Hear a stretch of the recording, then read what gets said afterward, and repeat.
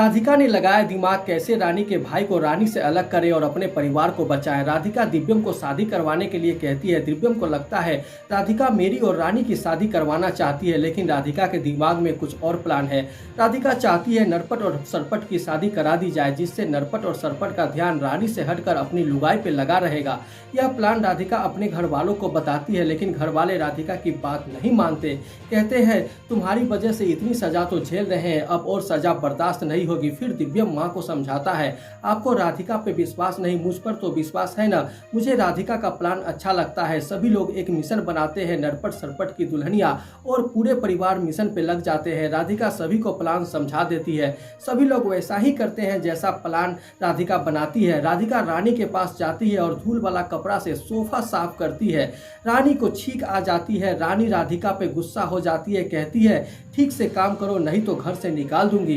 राधिका कहती है हम लोगों को तो घर से निकाल दोगी तो तुम्हारी नौकरी कौन करेगा, तुम्हारा भाई। यह बात नरपट और सरपट को अच्छा नहीं लगता। वह दोनों सोचने लगते हैं। तभी कली भी एक तीर चला देती है। कहती है आप दोनों ही अपनी बहन की नखरी उठाइए, जब आपकी दुल्हनिया आ जाएगी तो आपकी बहन के नखरे थोड़े ही उठाएगी, हम लोग तो चले जाएंगे। यह सुनकर रानी के चेहरे का रंग उड़ जाता है। नरपट और सरपट भी सोचने लगते हैं अगर हमारी दुल्हनिया आई तो रानी के इतनी नखरे नहीं उठा पाएगी। रानी की इतनी सेवा कौन करेगा, रानी को खुद अपना काम करना चाहिए। अगर हम लोग नौकरों से ज़्यादा सजा देंगे तो घर का काम कौन करेगा। कहीं सभी एक साथ भाग गए तो घर में खाना भी नहीं पकेगा। रानी को तो खाना बनाने भी नहीं आता। घर का काम काज हम दोनों भाइयों से होगा नहीं।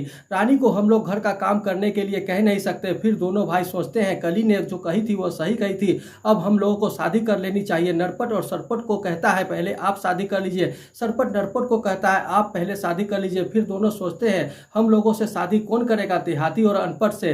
फिर कहते हैं ढूंढते हैं कोई ना कोई मिल ही जाएगी। यह सब पूरे परिवार सुनकर खुश हो जाते हैं। नरपट और सरपट अब से दुल्हनिया खोजने में लग जाते हैं। रानी अकेले पड़ जाएगी। इसी बीच रानी की सच्चाई सबके सामने आ जाएगी। इधर रानी परेशान हो जाती है, मेरे दोनों भाइयों को क्या हो गया, अभी मेरी शादी हुई नहीं, अपने लिए दुल्हनिया ढूंढने लग गए। यह सब राधिका की चाल है। जितनी मोटी राधिका है उससे ज्यादा तेज उसका दिमाग है। कहीं नरपट और सरपट भैया शादी करके दुल्हनिया लेकर आ गए तो मेरा ख्याल कौन रखेगा, मैं अकेले पड़ जाऊंगी। फिर पूरे परिवार मुझसे अपनी बेइज्जती का बदला लेगा। मुझे कुछ करना होगा। अब रानी अपने ही पैर पे कुल्हाड़ी मारेगी।